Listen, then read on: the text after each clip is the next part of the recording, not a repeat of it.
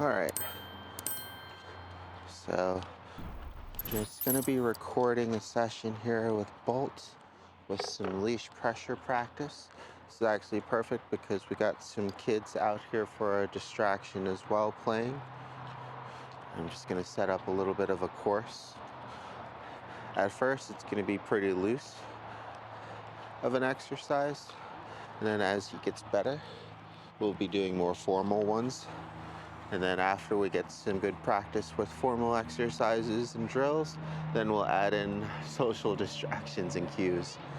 All right, there you go. So this is good. He's obviously distracted by the kids. And all I'm doing right now is just separating these cones out in different areas. Go.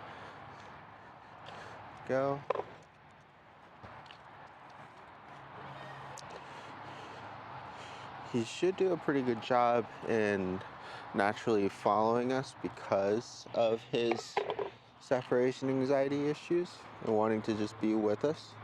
But especially outside when there's all sorts of distractions, right, that might draw him to be interested, it's still good to get in the basic practices of good leash manners. It'll help with his focus work.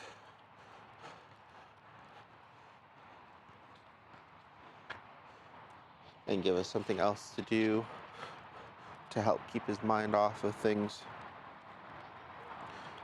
Like getting used to, getting him used to like the crate and being left alone.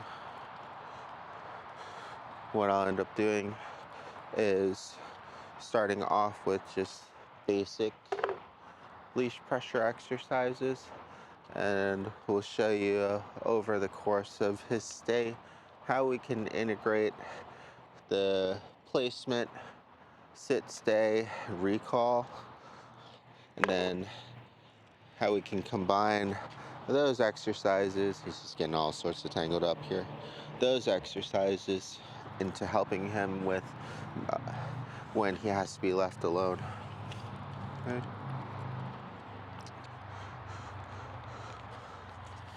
So what I'll be doing is showing him that we have a good treat pouch here. Good boy. Yes, good job. Okay, and sits and focuses for the treat, gets a reward, easy enough. He's a lab, so working for food should never be too difficult for him. And we'll touch base on how to wean off of that as well later on. Right, so now that we have his attention, he knows that we have a treat, right? And this is the next thing, or something else that we can actually work on too. Instead of telling him down, good boy, anticipating it. Instead of pushing him down and making him, and us having to make him do it, he has to learn self-control, right? Now, the next time that he is about to jump up, what I'll do is I'll ask him to stay down. Down. Good boy, right? So then, as soon as he resituates himself, instead of jumping onto me, then he gets a reward. So instead of pushing him off, we are giving him a command, and he is utilizing his own self-control to execute that command. And that will go a long ways when it comes to terms of down. Good boy. Yes. Perfect. So basic leash pressure practice. I'm just going to be going in all sorts of different directions here, and it's going to be his job to pay attention and focus on where I'm going and what I'm doing. And if he is able to, then he gets a reward. But if he gets distracted and overshoots, oh, good boy, that was good. Then the leash will get tight because he's hit a boundary and or because I've changed direction. Good boy. All right. And then that's how we build a positive connection with the leash pressure and him redirecting his focus, as well as good boy, as well as making him feel rewarded for maintaining focus. So here, yes, good boy. I want him to learn to react to as little leash pressure as possible. His legs tangled up, perfect, good. So as soon as he starts to overshoot and forget about me, I'm going to stop, and I'm gonna get a treat ready. And as soon as he recognizes the leash pressure, or as soon as he refocuses on where I'm walking and what I'm doing, then he gets rewarded. Yes, good boy, this way. Yes, so now what I'm doing, good, is not only rewarding him right away, but then rewarding him for maintaining focus, as you can see there. Yes, good boy.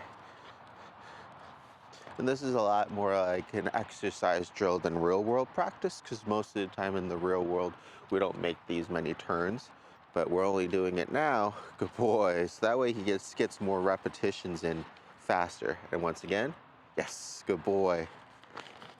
Good. It seems very simple, but it's the very basics that we really want to build upon and develop to make everything else a lot easier. You can kind of see as soon as he hits that leash pressure, he refocuses and comes back to us. Good boy. Once again, yes, good boy, this way. Good. Getting him used to being rewarded on my side here. We'll turn that into good heel work. Now I'm just gonna go with him for a bit. Now I'm gonna stop. Yes, good boy. Turn.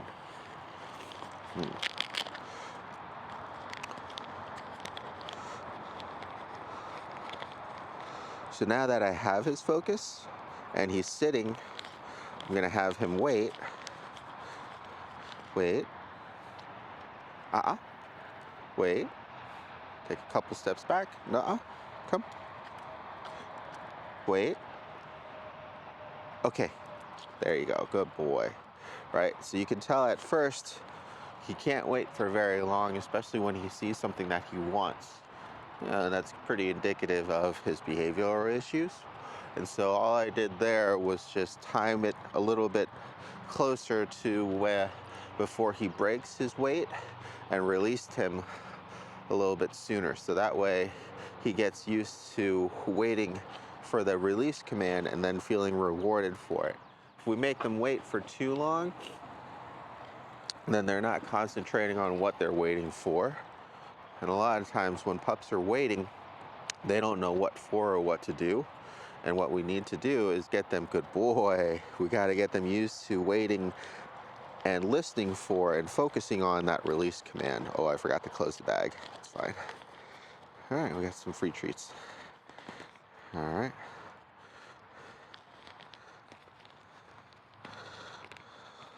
There we go.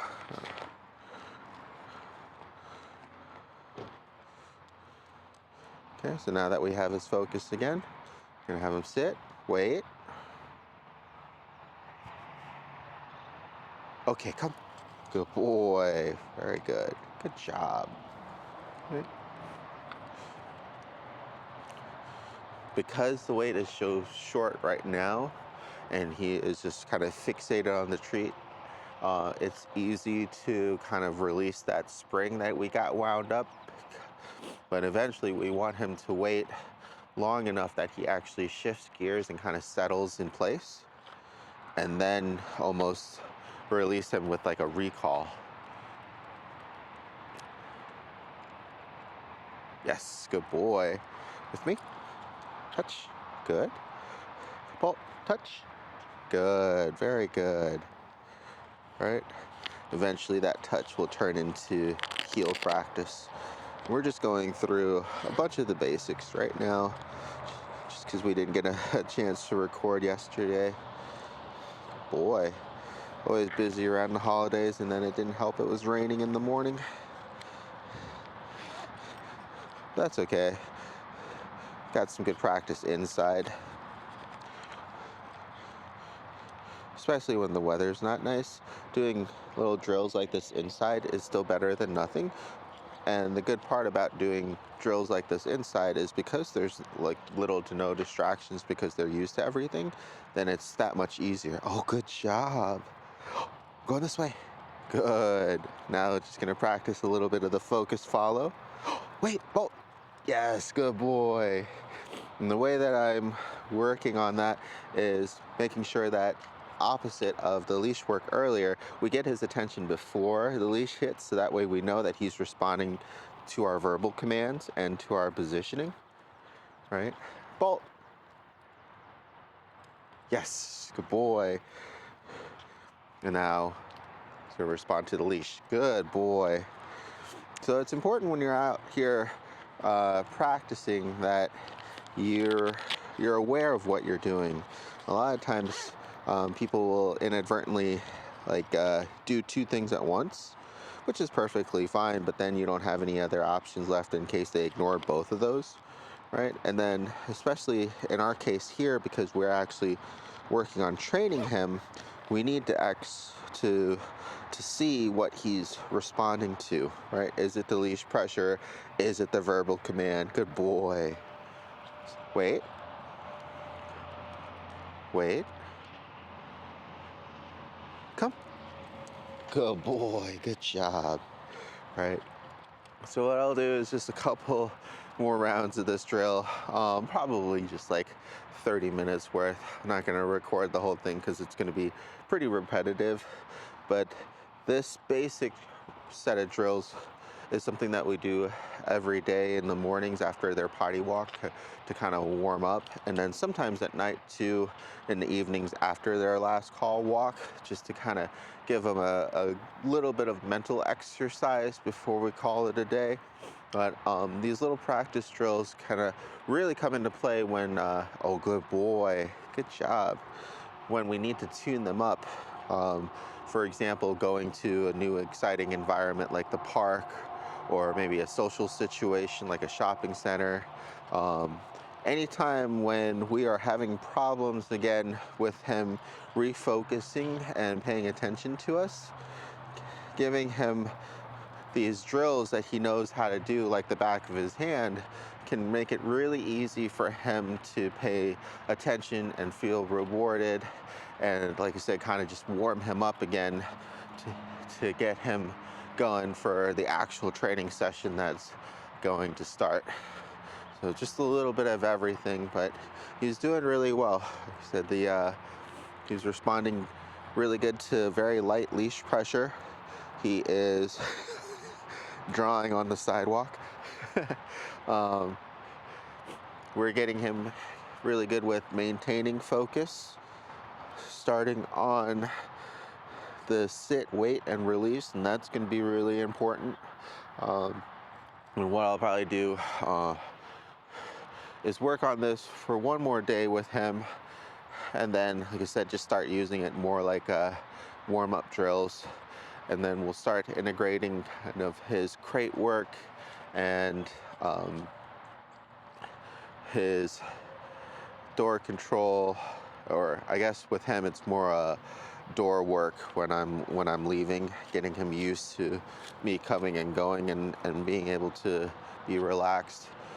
Recording when I do leave him, that'll be after at first a really long session, and then I'm gonna work backwards from there and see how short of a time that we can get him to work with us and him still be okay after we leave him alone. You know, it's usually pretty easy to do in the late evening. He was already pretty tired yesterday.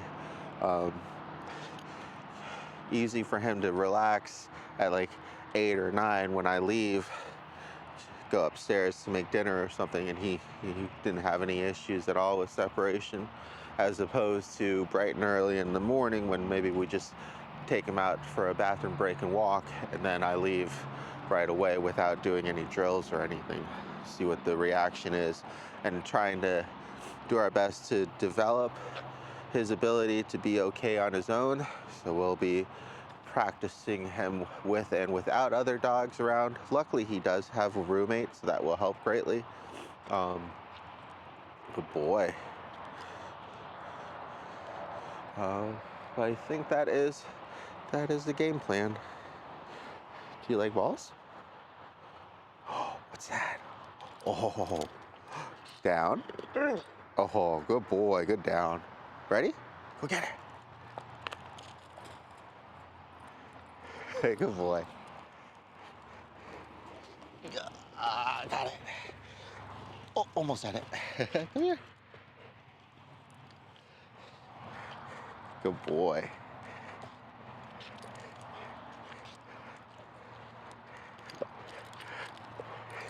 Down.